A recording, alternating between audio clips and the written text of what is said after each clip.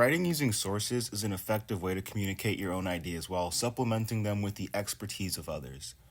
Whether writing an analytical, persuasive, or peer research paper, the most important thing to remember is that your focus should never be to let the research you've done carry the weight of your writing. The strength of your writing will always be your voice, and that's what needs to shine through. When writing, you should be approaching a paper with a goal in mind, and ideally are approaching it with your own perspective on the issue. This unique perspective is what your sources should be built around. To that end, effectively integrating sources involves finding those that assist in establishing or building from your own position.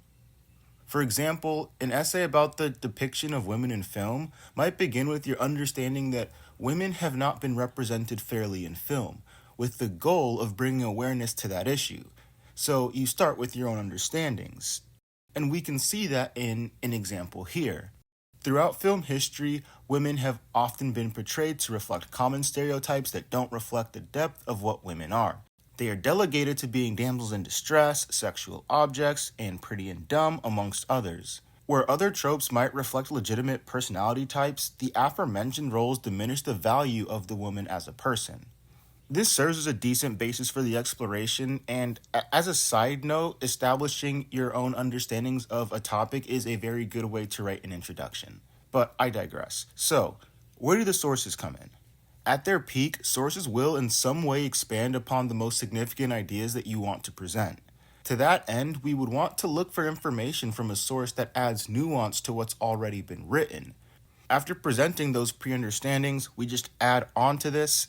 In fact, statistical analyses revealed that female characters display less agency than male characters and are more likely to be the object of other characters' gaze.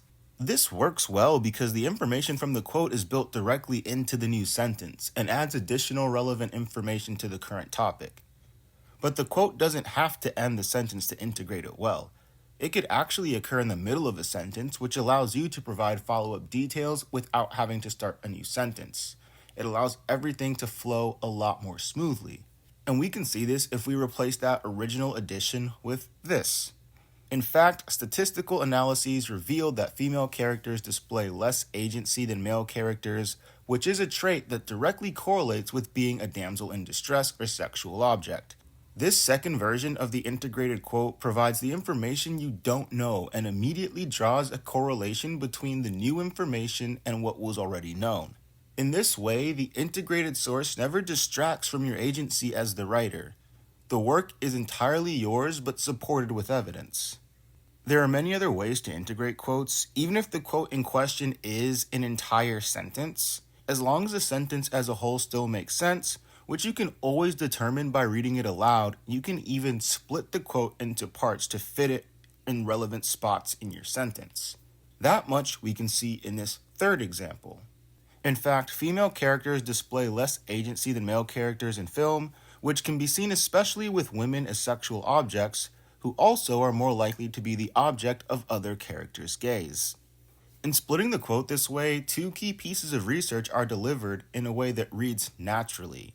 It provides the first piece of information, then makes a correlation between that information and the pre-knowledge before delivering the second piece of research information. There's a sense that the writer is engaging more with their own ideas than deferring to the ideas of others. Now compare that with this example.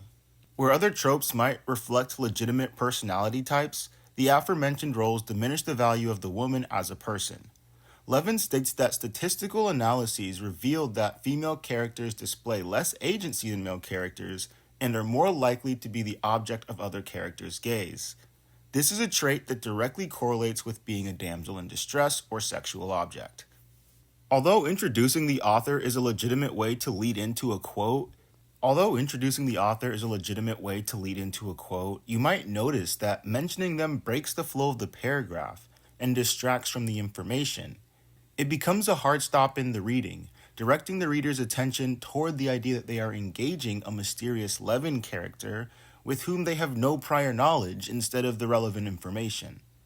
If your reader doesn't know who Levin is, mentioning her does little to amplify her quote.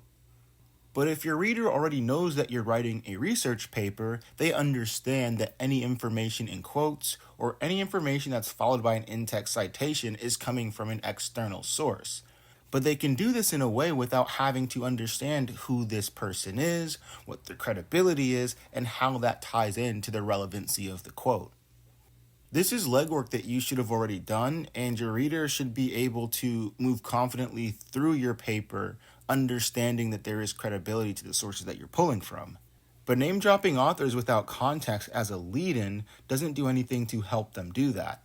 It actually adds more to the cognitive load, which means they're thinking less about your ideas and more about the overall structure of your writing.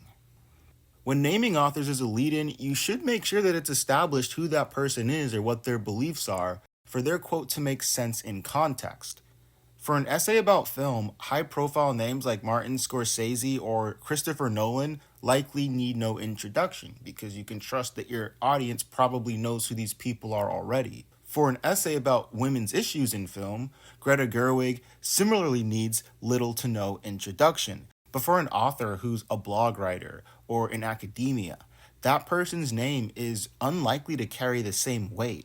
In those cases, making some mention of their credentials can go a long way.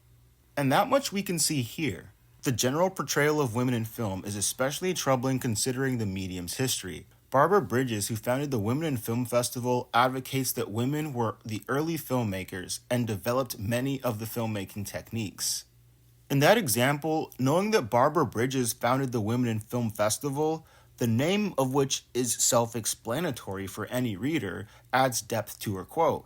Without that information, a reader wouldn't understand why it's relevant that a person named Barbara Bridges was making that statement in the first place. The same is true when using the name of an article as a lead-in. In most cases, leading in with the title of the source from which the information came doesn't offer anything intellectually to your audience.